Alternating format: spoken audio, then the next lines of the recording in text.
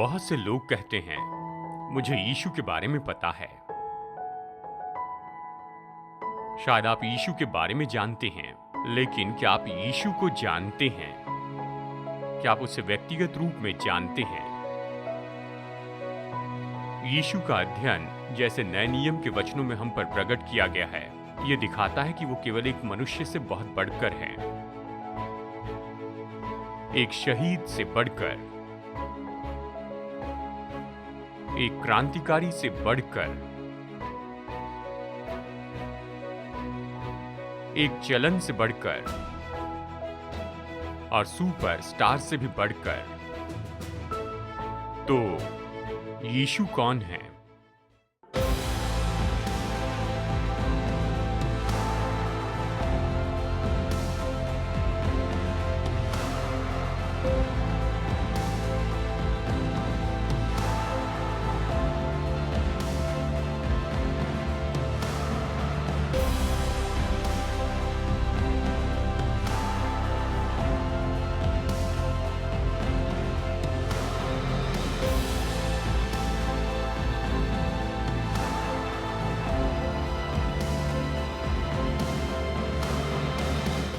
यीशु युगों का वो भेद है और इतिहास का आश्चर्य है। वो व्यक्तिगत है और उसे जान सकते हैं, और वो आपको और ज्यादा जानने की कामना करते हैं। खोज निकाले कि आपका जीवन कैसे उमड़ते जाएगा। जैसे आप जिस यीशु को नहीं जानते हैं, वो आपके प्रभु और उद्धारक होंगे, जिनसे आप हमेशा प्रेम रखेंगे। आज मैं आपके एक शब्द के बारे में बताना चाहता हूं और चाहता हूं आप मेरे बाद इसे दोहराएं, और वो शब्द है अनंत काल। सब लोग कहिए अनंत काल। हम इसके बारे में बहुत चर्चा करते हैं। जैसे हम इसका अध्ययन कर रहे हैं, ये महत्वपूर्ण है कि ये ऐसा है जिसके बारे में हम ज्यादा कुछ नहीं जानते हैं। जब मैं आपको बताता हूं, ये इटर्नल इंडियन जो खड़े हैं रॉक रिवर के किनारे और देखते हैं ओरिगन इलिनॉय के शहर को, उसे बनाने वाले लोरेडो क्राफ्ट उस पर काम करने लगे 1908 में कुछ मॉडल्स बनाने के द्वारा। जब 3 साल बाद वो स्टैच्यू डेडिकेट किया गया तो लोग उसके आकार को देखकर चकित हो गए। ऐसे दिखता है कि जमीन से निकला है और बहुत ऊंचा बढ़ गया है, उस ब्लफ की चोटी तक जहां पर इसे रखा गया है। ये तो पूरी दुनिया का एक ऐसा बहुत बड़ा स्टैच्यू है। इटर्नल इंडियन ये तो प्रेरणा पाया है सॉक लीडर ब्लैक हॉक से, और ये स्टैच्यू हाथ बांधे और बड़े वस्त्र को पहने हैं, और निश्चित आंखें इस उद्देश्य से बनाई गई कि अजेय आत्मा को दर्शा सके उस समय के वहां के लोगों को। लेकिन ये समस्या है, ये इटर्नल इंडियन स्टैच्यू टूट रहा है।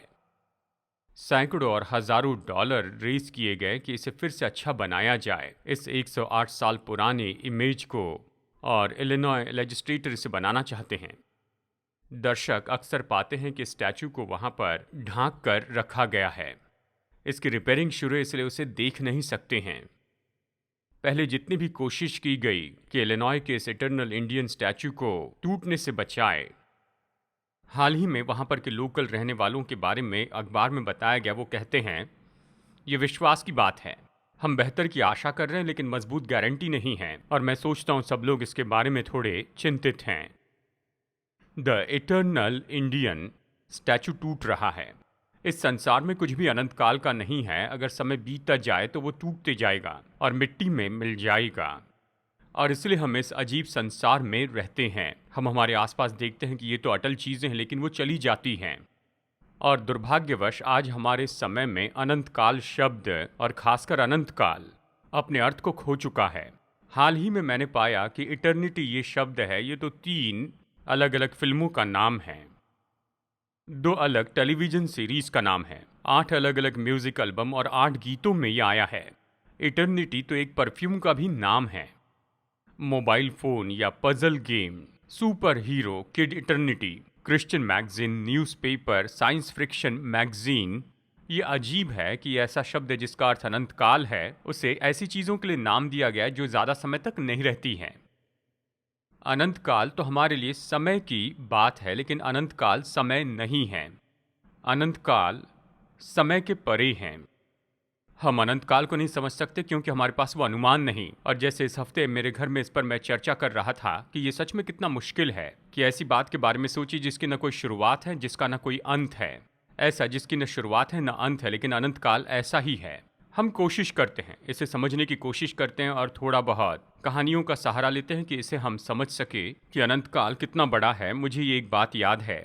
कल्पना कीजिए, एक छोटा पक्षी एक दाना रेत लेकर दूसरे ग्रह पर जाता है।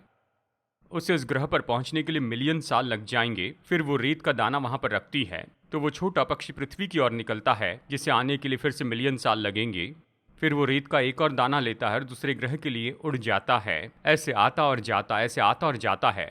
और फिर वो जब पृथ्वी के हर एक रेत के दाने को ले जाएगा इतने दूर के ग्रह पर, तो अनंत काल में ये केवल ब्रेकफास्ट का समय होगा। इसे समझना सच में इतना ही मुश्किल है। हमें ऐसी अजीब कहानियों का सहारा लेना पड़ता है ताकि मन को इसे समझा सके। हम ऐसे संसार में रहते हैं जहां पर सब कुछ टूट जाता है और फिर हमें कोई याद नहीं रखता है और जिंदगी अर्थहीन और व्यर्थ दिखाई देती है। और अगर आप इस बात को नहीं समझते हैं कि परमेश्वर ने आपको अपने वचन में क्या दिया है कि जिंदगी को अर्थ दे, तो इस जिंदगी में से होकर जाना और भी मुश्किल हो जाता है, क्योंकि केवल यीशु मसीह में ही संभव है कि हम अनंत काल का सही अर्थ खोज निकालें। और मैं आज इसका अर्थ आपको कुछ पल में यहाँ पर बताना चाहता हूँ, जीवन के 3 क्षेत्रों से। मैं बताना चाहता हूँ इतिहास में अनंत काल, आपके हृदय में अनंत काल और स्वर्ग में अनंत काल। तो सबसे पहले इतिहास में अनंत काल, तो आइए शुरू करते हैं। बहुत से दृष्टिकोण से अनंत काल और इतिहास को एक साथ जोड़ना ये विचार अजीब है। अनंत काल ये तो पूरे संसार में सबसे बड़ा भेद है, ये परमेश्वर का सबसे बड़ा रहस्य है। प्रभु यीशु मसीह के लिए सब कुछ बिल्कुल अभी है। यही तो भेद है और ये मुश्किल है कि अपना मन इस पर लगाए। यह हमें तानता है ना? ये मुझे ऐसा सामर्थ्य विचार याद दिलाता है कि जिस परमेश्वर की हम आराधना करते हैं, ये आपको समझने के लिए इतने छोटे हैं, वो इतने बड़े नहीं कि आराधना कर सके। मैं इन बातों को नहीं समझ सकता। मैं तो जो भी सीख सकता हूँ वचन के प्रकाशन से सीखता हूँ। अगर मैं परमेश्वर के बारे में सब कुछ सीख भी लूँ तो भी ऐसा कुछ बाकी रहेगा जो उसके बारे में मैं नहीं जानता। एक दिन मैं जानूंगा, लेकिन अभी नहीं जानता हूँ। तो आपके और मेरे लिए इसका यह अर्थ होता है कि जबकि यीशु मसीह परमेश्वर हैं और उसकी न कोई शुरुआत है न कोई अंत है, और वो तो कई युगों से अस्तित्व में है, हमारे उद्धारकर्ता के रूप में आने के पहले से। जब मीका भविष्यवक्ता ने भविष्यवाणी की कि यीशु हमारे उद्धारक के रूप में आएंगे, उसके शब्दों में देखिए वो कैसे बताता है। वो कहता है, तो भी तुझमें से मेरे लिए एक पुरुष निकलेगा जो इस्राएलियों में प्रभुता करने वाला होगा। कौन है? यीशु मसीह। और उसका निकलना प्राचीन काल से है, अनादिकाल से होता आया। यानी यीशु मसीह इस्राएल पर प्रभुता करने के लिए आएंगे, लेकिन वो हमेशा के लिए रहे हैं, उसकी कोई शुरुआत नहीं है। एक दिन यीशु अपने मित्रों से बात कर रहे थे और इससे वो चकित हो गए। वो इस बात को भूल नहीं पाए।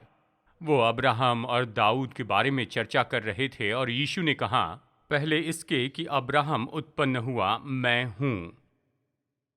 दूसरे शब्दों में यहां पर यीशु जो 30 साल के थे, वो कह रहे थे कि वो अब्राहम को जानते हैं, जैसे मानो अब्राहम और मैं बचपन के दोस्त हैं। यीशु ने ये नहीं कहा कि पहले इसके कि अब्राहम उत्पन्न हुआ, मैं था। उसने कहा पहले इसके कि अब्राहम उत्पन्न हुआ, मैं हूं। दूसरे शब्दों में अब्राहम का इतिहास है, लेकिन यीशु का इतिहास नहीं है, वो हमेशा के लिए है।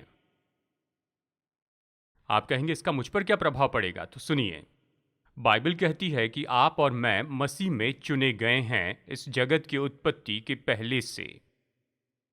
इफिसियों 1:4 कहता है, उसने हमें जगत की उत्पत्ति के पहले से उसमें चुन लिया है।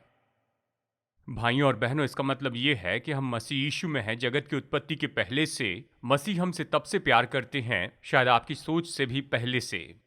पूरे अनंत काल में यीशु ने हमसे प्रेम रखा है। यिर्मयाह 31:3 इस तरह से कहता है, मैं तुझसे सदा प्रेम रखता आया हूं। कई बार हम सोचते अगर हम भले काम करेंगे तो यीशु हमसे प्रेम रखते हैं। कई बार हमारी परंपरा में हम इस बात को मानते हैं कि अगर आप अच्छे होंगे तो परमेश्वर आपसे प्रेम करेंगे, अगर आप बुरे हैं तो नहीं करेंगे। हमारे लिए परमेश्वर के प्रेम से इसका कोई संबंध नहीं। वचन हमें बताता है कि जगत की उत्पत्ति के बहुत पहले से, सृष्टि के बहुत पहले से, अब्राहम के बहुत पहले से यीशु ने हमसे प्रेम रखा। वो आपसे प्रेम रखते। मुझे याद है, मैं पढ़ रहा था जब कैनबरी के आर्च बिशप से ये पूछा गया कि मसीह के अनुयायी होने के नाते हमारे सामने सबसे बड़ी चुनौती कौन सी होती है। एक पल में ही बिना संकोच के उन्होंने कहा, हर विश्वासी से जो मैं मिलता हूँ वो सच में विश्वास नहीं कर पाते कि उनसे परमेश्वर ने प्रेम किया। लोगों को सच में बड़ी समस्या होती है इस सच्चाई को स्वीकार करने में कि परमेश्वर उनसे प्रेम करते हैं। शायद आप ऐसे हैं, शायद आप नहीं मानते कि यीशु आपसे प्रेम करते हैं। परमेश्वर ने यीशु मसीह के द्वारा जगत की उत्पत्ति के पहले से आपसे प्रेम रखा है। इसके पहले कि आप कुछ करें, अच्छा या बुरा, परमेश्वर आपसे प्रेम करते हैं। इसका मतलब हम कौन है उसके कारण वो हमसे प्रेम नहीं करते, हमने क्या किया उसके कारण हमसे प्रेम नहीं करते। वो जो हैं उसके कारण हमसे प्रेम करते हैं। जब हम सफल होते हैं तो वो कहते हैं मैं तुमसे प्रेम करता हूं, जब हम असफल होते हैं तो वो कहते हैं मैं तुमसे प्रेम रखता हूं। क्योंकि उसने प्रेम किया और आप ऐसा कुछ नहीं कर सकते जिसके कारण वो आपसे प्रेम करना रोक दे, और आप ऐसा कुछ नहीं कर सकते जिसके कारण वो आपसे पहले से ज्यादा प्रेम करने लगे। क्योंकि उसका प्रेम अनंत काल का है, वो परमेश्वर के रूप में जो है उसका भाग है, और ये बात हमेशा सच रही है। आपने अब तक जो कुछ भी किया या सोचा, चाहे अच्छा हो बुरा हो, कुछ भी हो या भविष्य में करेंगे, परमेश्वर ने निश्चय आपसे प्रेम रखा है। वो आपसे इतना प्रेम करते हैं जिसकी आप कल्पना नहीं कर सकते। शायद आप कहें मुझे उसका प्रेम महसूस नहीं होता। मैं अधिकार के साथ आपको बताऊं, ये परमेश्वर की समस्या नहीं है। हम अपने महसूसीकरण के लिए परमेश्वर पर दोष नहीं लगा सकते हैं। परमेश्वर ने हमें सच बताया कि वो हमसे प्रेम रखते हैं। इस पर विश्वास कीजिए। इतिहास में अनंत काल प्रभु आपसे प्रेम करते हैं। ये दूसरा विचार है, आपके हृदय में अनंत काल। ये सच में अद्भुत विचार है। आप इसे थामे रहिए क्योंकि ये बहुत महत्वपूर्ण है। उसने हमेशा के लिए हमसे प्रेम रखा। फिर उसने हमारी सृष्टि करने के बारे में कहा। भाइयों और बहनों, उसने हमारी सृष्टि की हमारे दिल में अनंत काल के साथ। उसने हमारी सृष्टि ऐसी की कि हम सब लोग उसके लिए सृजे गए। हमारे बारे में कहा जाना चाहिए परमेश्वर के लिए बने, क्योंकि हम सब उसी के आनंद के लिए बनाए गए हैं। और बाइबल हमें बताती है जब परमेश्वर ने हमारी सृष्टि की तो उसने हमारे मध्य में एक स्थान रखा जो खाली है। ये ऐसी जगह है जहां केवल वही रह सकता है। सभोपदेशक 3:11 में हम ये वचन पढ़ते हैं, परमेश्वर ने हमारे हृदय में अनंत काल रखा है। इसका मतलब यह है कि चाहे हम परमेश्वर को न जाने, लेकिन फिर भी हम परमेश्वर के लिए भूख रखते हैं। या शायद जब हम उसके विरुद्ध में बलवा करते हैं, हम कहते हैं कि मैं उसे अपने ऊपर राज्य करने नहीं दूंगा, तो भी हमारे हृदय में ये खाली जगह होती है और केवल परमेश्वर ही उसे भर सकते हैं। हमारी परंपरा में एक चुनौती यह है कि हम बाकी सबसे उसे भरना चाहते हैं। हम अर्थ पाना चाहते हैं, धन संपत्ति के द्वारा और संबंधों के द्वारा, या घमंड या पैसों के द्वारा, या यौन संबंध या ड्रग्स के द्वारा। हम सब कुछ उसी जगह पर रख देना चाहते हैं, पर वो फिट नहीं होते, क्योंकि वो जगह परमेश्वर के लिए बनाई गई है। उसने हमारे हृदय में अनंत काल बनाया है। परमेश्वर ने हम सबको ऐसी जगह पर रखा है कि अगर आप चाहे तो परमेश्वर को जान सकते हैं। उसने हमारे अंदर ये जगह तैयार की जो कि खास करके उसके लिए है। अगर आप इसे नहीं जानते हैं, इसे स्वीकार नहीं करते हैं, तो ये दूर नहीं होगा, ये तो निरंतर वहीं पर बना रहेगा। और आप जानते हैं कि विश्वासी होने के बाद में भी ये हमारे अंदर होता है। बाइबल कहती सारी सृष्टि करहाती है और छुटकारे के दिन का इंतजार करती है।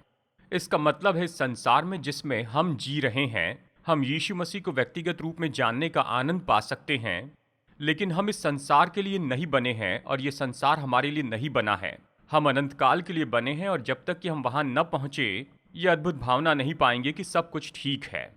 मतलब जब हम स्वर्ग में जाएंगे तो सबसे पहले मैं यही कहूंगा, हाँ, मैं इसी को ढूंढ रहा था।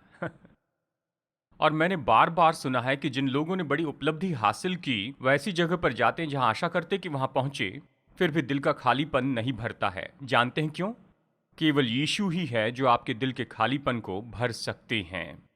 आप चाहे जितनी कोशिश कर ले, लेकिन आप उसको भरने की कोशिश में हमेशा निराश होंगे। यानी अनंत काल तो हमारे हृदय में है। सच में संत अगस्तिन ने एक बार इस तरह से लिखा, कहा कि प्रभु आपने हमें अपने लिए बनाया। जब तक हमारा हृदय आप में विश्राम न पाले, हमारा हृदय बेचैन रहता है। तो अनंत जीवन क्या है? यूहन्ना 17:3 इस तरह से कहता है, यह अनंत जीवन की यीशु की परिभाषा है, तो गौर से सुनिए। अनंत जीवन ये है कि वो तुझे एकमात्र सच्चे परमेश्वर को और यीशु मसीह को जिसे तूने भेजा है जाने। अनंत जीवन से यीशु का क्या अर्थ था? चलिए एक कहानी बताता हूं। मुझे पता नहीं मैंने ऐसे क्यों किया, लेकिन एक नौजवान पास्टर के रूप में जब भी मैं सेमेट्री में फ्यूनरल के लिए जाता था, मैं वहां पर जल्दी पहुंचकर कब्र के पत्थर पर क्या लिखा है उसे पढ़ता था। और फिर ऐसा हुआ कि इतने साल के बाद ये मेरे लिए कुछ समझ की बात साबित हुई। जब लोगों को इसके बारे में पता चला तो वो मुझे अजीब अजीब से वाक्य भेजने लगे। मेरी एक किताब इससे भर गई है। जैसे यहाँ एक बूढ़े व्यक्ति की मृतदेह है जो शांति में है, फूल बिछाए गए, लेकिन यहाँ पर भी शांति नहीं है। शांति केवल परमेश्वर के पास है, ये लिखा है, किसी के कब्र के पत्थर पर लिखा है। या फिर ऐसा, मिरियान ब्राउन की मृतदेह यहाँ है, मृत्यु के समय ये 400 पाउंड की थी और अब बड़ी शांति से विश्राम कर रही है, अब्राहम की गोद में शांति से लेटी हुई है। छोटे लड़के ने देखा और सोचा कि ये वाक्य पूरा नहीं है। मिरियान के लिए ये तो बहुत अच्छा होगा, लेकिन अब्राहम के लिए बहुत भारी है।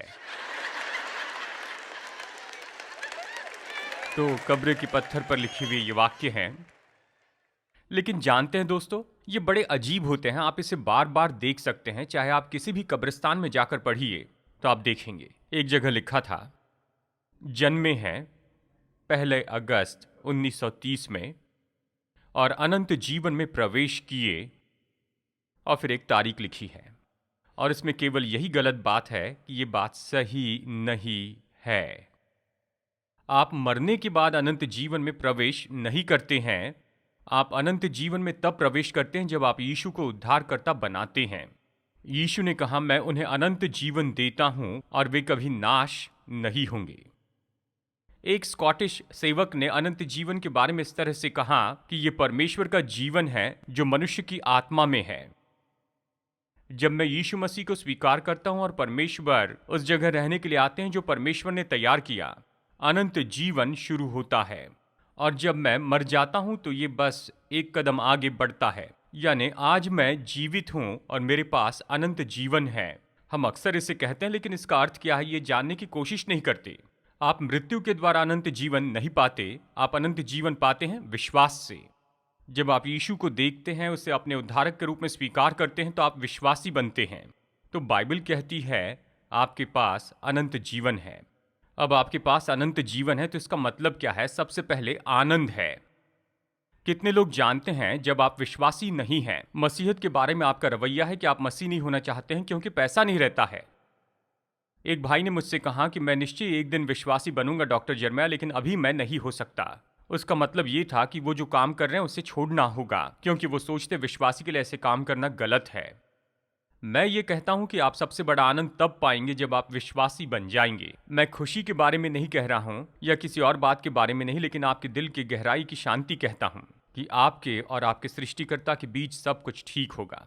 जब आप में ये आनंद होता है, आपने इसका पहले अनुभव नहीं किया, आप और किसी तरीके से नहीं पा सकते। केवल यीशु मसीह को स्वीकार करने के बाद अनंत जीवन पाएंगे, आप आनंद पाएंगे, आप बढ़ाए जाएंगे। जब आप विश्वासी होते तो परमेश्वर नहीं चाहते कि आपको दबा दें, लेकिन आपको बढ़ाना चाहते हैं। वो आपको पवित्र आत्मा देते हैं, और जब पवित्र आत्मा आता है वो आप में ऐसे वरदान देते हैं जिसका प्रभु राज्य के लिए उपयोग किया जा सकता है। मेरे लिए सबसे बड़ी बात ये देखना है कि लोगों को विश्वासी होते हुए देखूं, और विश्वासी बनने के बाद क्या होता है ये देखूं कि जब परमेश्वर उनका उपयोग करते हैं और वो इतने बढ़ते चले जाते हैं, उन्नति पाते हैं, और ऐसा जो उन्होंने कभी सोचा नहीं उससे भी बढ़कर हो जाते हैं। विश्वासी बनना मतलब जीवन पीछे ले जाना नहीं, लेकिन रफ्तार पकड़ना है और देखना है कि आप जहां भी जाते हैं परमेश्वर कैसे आपके द्वारा दूसरे लोगों को छू लेते हैं और ऐसा प्रभाव डालते हैं जो आपने कभी सोचा नहीं था। अनंत जीवन आनंद है और ये बढ़ते जाना है, लेकिन साथ ही ये उन्नति करना है। जब आप विश्वासी होते हैं तो पवित्र आत्मा पाते हैं, और जो भी पवित्र आत्मा आपके पास लाता है उससे जिंदगी उन्नति पाती है। मैं कह सकता हूं ये सच्चाई है। मैं कई साल से विश्वासी हूं और हाल ही में मैंने पाया कि मैं 50 साल से पास्टर के रूप में सेवारत हूं। मैं अपनी जिंदगी को देखता हूं और चकित हो जाता हूं कि प्रभु ने कैसे एक व्यक्ति के रूप में मुझे बदल दिया। हर एक चीज जो हमने शुरू की, परमेश्वर ने इसे थाम लिया और वो ऐसी जगह पर लेकर गया जिसके लिए मैंने कभी विश्वास नहीं किया। जब मैं कॉलेज से निकला तो मेरा लक्ष्य था कि मैं डिस्क जॉकी बनूंगा, क्योंकि उस समय वही कर रहा था। मैं तो सेवकाई में जाना ही नहीं चाहता था, क्योंकि मैंने सोचा सेवकाई में जाने के बाद मैं रेडियो के लिए अपने प्रेम को पूरा नहीं कर पाऊंगा। क्या आप मजाक कर रहे हैं? मैं कुछ स्टेशन पर डिस्क जॉकी का काम कर रहा था। दिशा परिवर्तन अब अमेरिका में 3000 स्टेशन पर आता है। कौन इसे करता है? प्रभु इसे करते हैं। परमेश्वर हमें उद्धार देते हैं, केवल हमारे हृदय में आनंद लाने के लिए ही नहीं, हमारे प्रभाव को बढ़ाते हैं और हमें उन्नति देते हैं। अनंत जीवन इसी के बारे में है। कभी मत भूलिए, अनंत जीवन तो आनंद है, ये बढ़ते जाना है और उन्नति पाना है। जब आप विश्वासी बनते हैं तो ये सब कुछ आपके जीवन में होता है। मतलब ये नहीं कि आपको कोई परेशानी नहीं, मुश्किलें नहीं, पर आप पूरी तरह से अलग जीवन जीने लगते हैं। बाइबल कहती है कि यीशु के पुनरुत्थान के बाद 40 दिनों तक वो यहाँ पृथ्वी पर थे और अपने आप को चेलों को दिखा रहे थे और फिर वो स्वर्ग में उठाए गए। बाइबल कहती है इब्रानियों अध्याय 10 वचन 12 में, परंतु ये व्यक्ति तो पापों के बदले एक ही बलिदान सर्वदा के लिए चढ़ाकर परमेश्वर के दाहिने जा बैठा। यीशु अभी कहाँ है? पिता के दाहिनी ओर है। बाइबल कहती है वो स्वर्ग में जाकर वहां पर बैठ गए। वो इसलिए नहीं बैठे क्योंकि वो थक गए थे, पर इसलिए बैठे क्योंकि काम पूरा हो गया। वो जो काम करने के लिए आए थे उसे पूरा किए और पिता परमेश्वर के दाहिनी ओर बैठ गए। कई बार बच्चे पूछते हैं, क्या यीशु स्वर्ग में हैं? हाँ। क्या वो हमेशा वहां रहेंगे? हाँ। वो क्या कर रहे हैं? इस तरह वो पूछते हैं। अक्सर हम भी सोचते हैं यीशु स्वर्ग में क्या कर रहे हैं। तो चलिए, जो बातें मैंने पाई हैं उसके बारे में बताऊं। सबसे पहले वो आपके लिए प्रयोजन कर रहे हैं। अभी इस पल वो अधिकार के सबसे ऊंचे स्थान पर विराजमान हैं। वो विश्राम नहीं कर रहे, राज्य कर रहे हैं। कई बार मैं यहाँ वहाँ देखता हूँ और सोचता हूँ कि दुनिया में क्या हो रहा है। मैं कई बार डाना से कहता हूँ, लगता है कोई इंचार्ज ही नहीं है। पर मैं आपको बताऊं, यीशु इंचार्ज हैं। और चाहे इस संसार में जो भी चल रहा है, जो कि हमसे बिल्कुल अलग है, इतना अजीब है, इसे हल नहीं कर सकते हैं। सब कुछ सर्वशक्तिमान परमेश्वर के हाथों में है। अगर आप कहें ऐसा हो तो क्या, चलिए मैं बताऊं मैं क्या जानता हूं।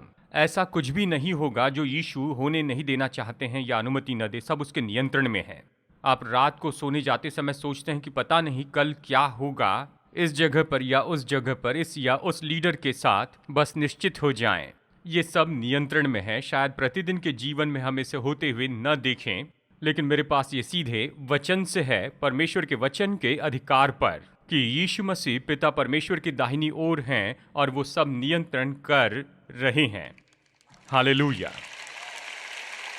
फिर ये दूसरी बात है, ये कुछ लोगों को चकित कर दे कि आप जानते हैं यीशु आपके लिए प्रार्थना कर रहे हैं। शायद आप कहेंगे, पास्टर ये गलत है, मैं यीशु से प्रार्थना करता हूं। नहीं नहीं, यीशु आपके लिए प्रार्थना करते हैं। इसे सुनिए, यीशु ने कलवरी के पहले पतरस से कहा, हे शिमोन, शैतान ने तुम लोगों को मांग लिया है कि गेहूं के समान फटके, परंतु मैंने तेरे लिए विनती की कि तेरा विश्वास जाता न रहे। ये मैं कौन हूं? यीशु है। यीशु ने कहा, पतरस मैं तुम्हारे लिए प्रार्थना कर रहा हूं।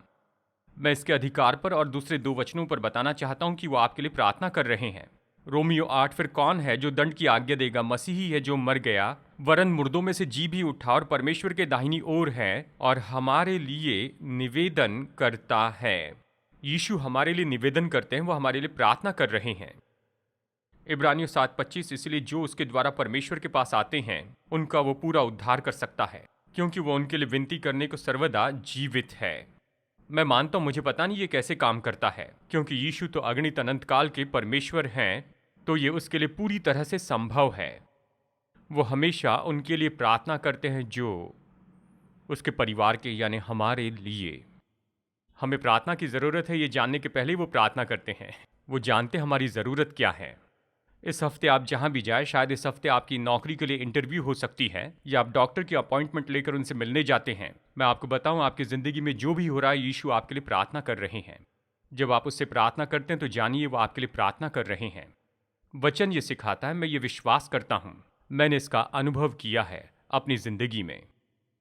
फिर ये तीसरी बात, वो हमारे लिए प्रयोजन करते हैं, हमारे लिए प्रार्थना करते हैं और वो हमारी रक्षा करते हैं।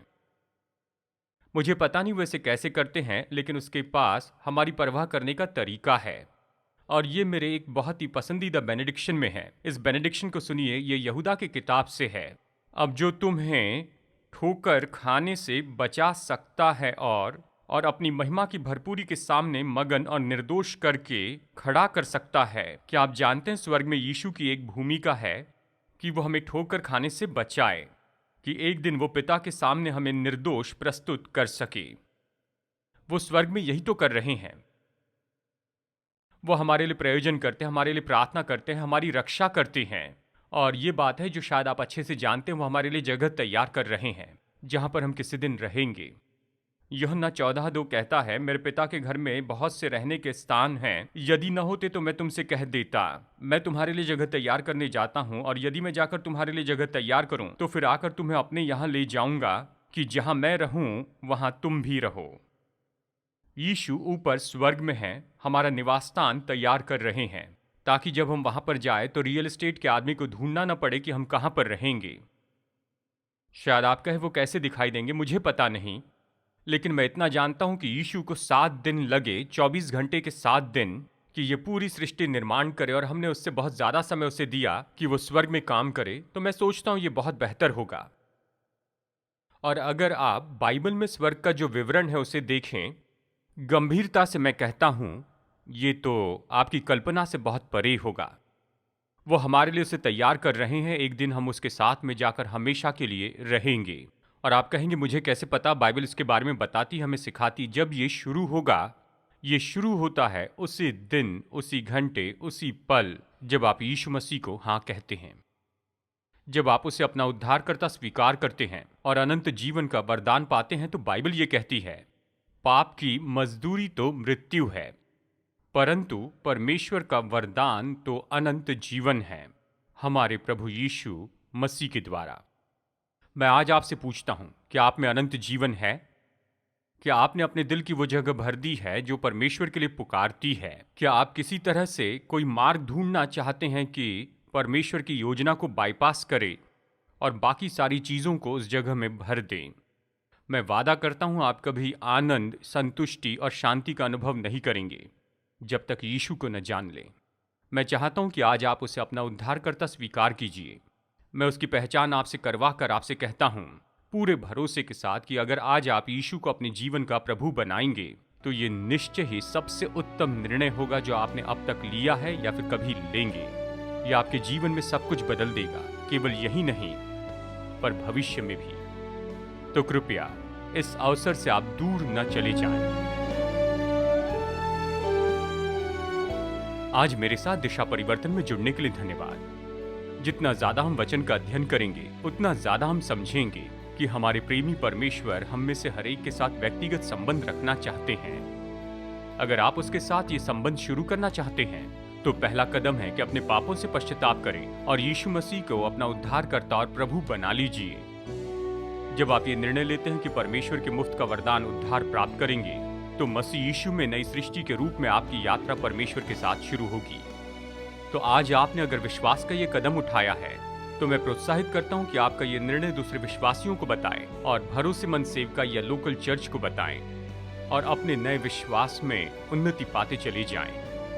प्रभु आशीष दे जैसे आप परमेश्वर के साथ चलना शुरू करते हैं। और मैं अगली बार फिर आपसे मुलाकात करूंगा यहीं पर दिशा परिवर्तन में।